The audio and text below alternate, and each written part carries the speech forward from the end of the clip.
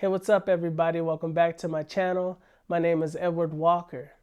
Niching down was one of the best advice I got when starting out on my photography journey. But before I niched down to just wedding and engagement sessions, I shot everything underneath the sun. And in today's video, we're going to talk about why all types of photography is beneficial for wedding photographers. Stay tuned. Starting off, we're going to talk about landscape photography and why it is so important for photographers to know how to do that. Landscape photography is so important because it establishes what's going on in the scene, where the scene is being taken place at. Like when you arrive to the wedding, this is a great time to pull out a wide angle lens and just take some photographs of the whole scene. Landscape photography sets the stage for the story of the bride and the groom's big day to be told, and that's so important. Now we're going to talk about details and macro photography. And similar to landscape photography, this also tells the story, but instead of shooting it wide, this focuses in on the small details that help piece together and glue together the story that you're trying to tell through your images. You can get so creative with details and macro shots. And the point of detail and macro shots is to draw the attention of the viewer eyes to a specific part of the image that you probably wouldn't even notice if it wasn't for those detail shots. Here's a list of some detail shots to focus on a wedding day. Invitations. The bride and the groom put so much work into them, so it's always great to capture that. Ring shots. Thousands of dollars are spent on rings, so you definitely want to get some amazing detail and macro shots of the rings. The bride getting ready. Getting ready for the bride is so important when it comes to makeup, putting on her shoes, zipping up her dress. These are the things that the brides love to see, and the things that they're sending you emails about, talking about how these images made them cry and got them so emotional. Fixing the cufflinks. Fixing the cufflinks on the groom. These are also great detailed shots. Shots that you might think that's not so important, but it is to the bride and the groom. Getting ready means so much. It just tells the story and flows well through the whole album when you deliver your images. Also in weddings, it's quite often that someone from either side, from the bride or the groom's side party, has recently or has passed away. And it's always great to capture those details. Details like if they have a table set up with pictures on there or things to remember them from, or when the bride is walking down the aisle, there's sometimes a chair set up on either side depending on which party the person passed on. A chair that's dedicated to the person that's no longer with them.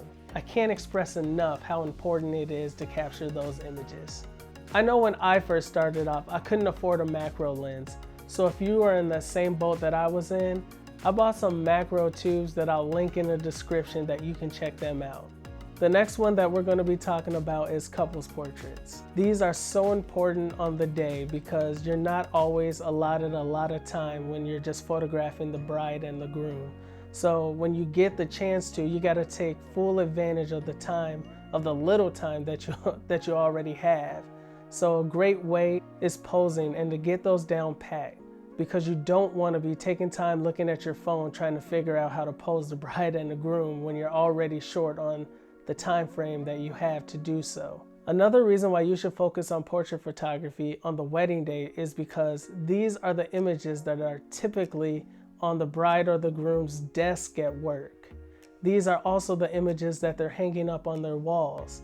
And yes, these are also the images that are their Facebook or Instagram profile pictures or any social media platforms. So you want to make sure that you put a lot of thought and time and effort into capturing these lovely, because these images could be the reason why you book your next wedding. Next is family photography, and it's a must to be able to know how to do this well.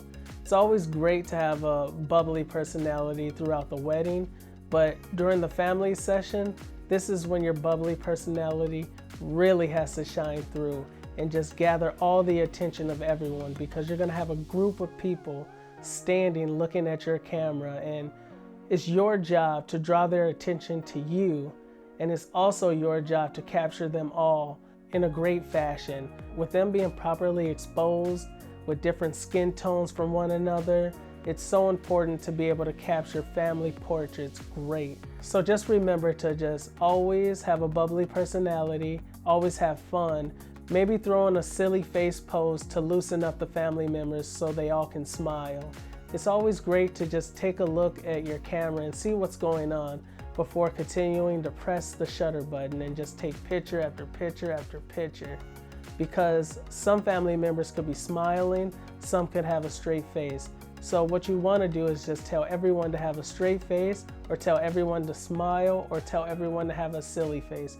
Whatever you do, you want them all to be in sync so the images come out lovely for the bride and the groom. A quick tip when shooting at a wedding is you're gonna always get guests asking you to take their photos.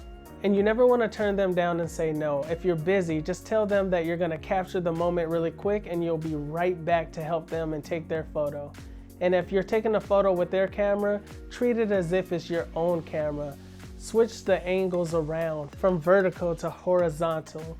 You want to always show them that you care and that their images matter as well. You want to tell them to smile. You want to treat it like it's their own photo shoot, taking 4 or 5 pictures very quickly, but still showing that you care, because those could be potential clients as well. You always want to have some ideas for family portraits for posing, just so things run smoothly and look nice. Next is food photography. This normally takes place at receptions or cake cutting. And with food photography, you want to be very aware of the lighting situation. You don't want to be taking pictures of a white cake and then when you get back to edit it, the cake looks yellow. So you want to be aware of your white balance. You really want to be aware of your white balance throughout the whole wedding day, but you really want to key in with how your images are looking when dealing with food. And a tip for all wedding photographers is just not to take images of people while they're eating their food. No one likes pictures to be taken of them while they're stuffing their face with food, unless you're my son. You normally don't post people while you're out and about taking images in the street. That normally comes organically, and that leads us to our last topic that we're going to be discussing today, which is street photography. People are always moving on a wedding day, and you don't want everything to be posed. You want it to come together organically. Some examples of these are when the bride and the groom are walking down the aisle, when people are dancing on a dance floor at a reception. Learning street photography has helped me so much in my wedding photography. It has helped me to learn how to just take things as they come in the moment. Street photography has helped me learn how to freeze movement. It also has helped me learn how to make images look and feel like there's a lot of motion going on in them. And those are 2 techniques that can definitely help you on a wedding day, by learning your camera inside out and learning how to freeze images or make images look and feel like there's a lot of movement and motion going on. Similar to street photography, just like in wedding photography, you don't get do-overs. Just to wrap things up, knowing your camera in every scenario is so important as a wedding photographer, whether that be in dark situations where there's hardly any light, or bright situations where the sun is beaming in. Being able to change your settings so you can get a properly exposed image is the most important thing that you need to know when covering a wedding. When it's all said and done, you just want to be able to add value as a wedding photographer. Whether the bride is hot and thirsty and you be the one to bring her over a water bottle, or if the groom is freaking out, just offering him some words of encouragement. That can truly go a long way. Also, if you're taking images and you see trash on the ground, pick it up. Don't just keep taking the picture. You know, you're there to add value. You're there to serve. You're there to make sure that their experience is a once-in-a-lifetime experience that they'll always remember. So go out of your way to be helpful. Go out of your way to be kind. Go out of your way to add value. It goes a long way. And plus, people see that you're going the extra mile to be a blessing to either their daughter or their son or their cousin, and they have more respect and greater value of you as an individual and as a photographer. So don't just be a button pusher, be a storyteller. And again, at the end of the day, add value in any way that you can. Hey guys, thanks for watching this video. And if you found any value in this video or anything that you can take away and add to your arsenal on a wedding day, subscribe and give this video a thumbs up. And if you have anything extra to add to the things that was discussed, let's comment about those in the section below so we can have a conversation, build up a community, and help each other grow along this journey of photography that we're in. And looking forward to talking to you guys in the next video.